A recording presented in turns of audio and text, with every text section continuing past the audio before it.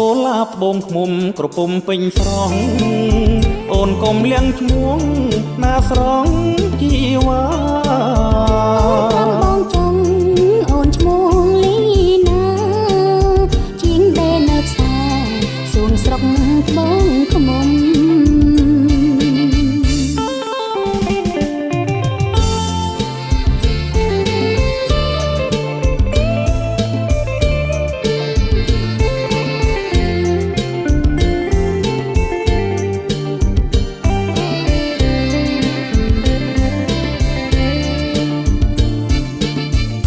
ថ្ងៃចូ